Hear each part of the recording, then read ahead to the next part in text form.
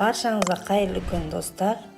Менің каналыма қош келдіңіздер. Бүгін сіздермен қысқа дайындықты бастап өте дәмді қытырлақ болып шығатын кереметтей қияр жабамыз.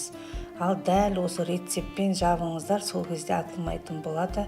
Біз ең бірінші қиярымызды жуып, тазалап, екі жағын алып тастаймыз, кесіп, сосын қиярымызды кесендерге салып, ыдысымызға салып, 8-7 сағаттай қойып қоямыз. Осылай 7-8 сағаттай қиярымыз тұру керек, микробы шығады, суға шығып кетеді.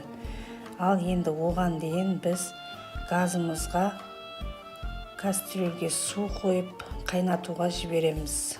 Енді кастрюльдегі су қайнау үшін қойып қоямыз, қайнағанын күтеміз. Біз оған дейін банкымызды содамен жуып, осылай булап аламыз.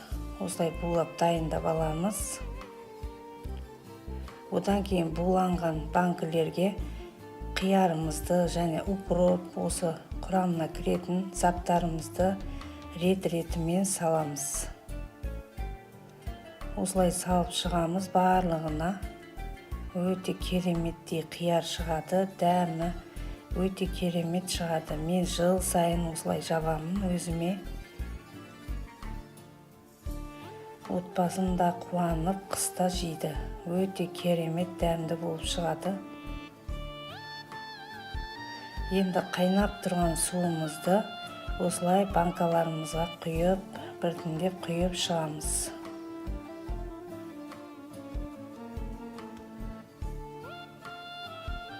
Осылай құйып шығамыз барлығына.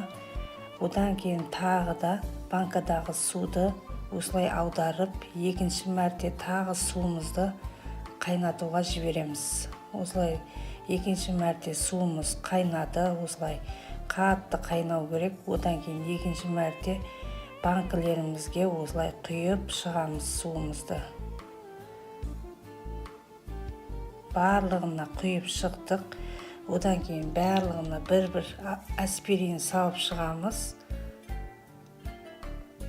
Достар, 2 литрге 2 қасық тұз, 3 литрге 3 қасық тұз саламыз. Одан кейін біз уксустың кішкене қасықпен құйып шығамыз.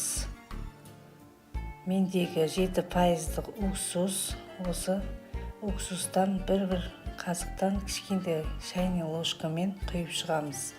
Сосын кришкамызды 3-4 минутқа булап, осылай банкамызды жауып аламыз. Осымен кереметтей қыста жейтін қиярымыз дайын болып шықты.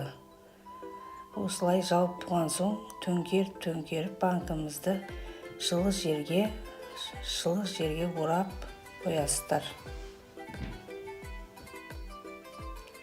Осымен біздің қиярымыз дайын.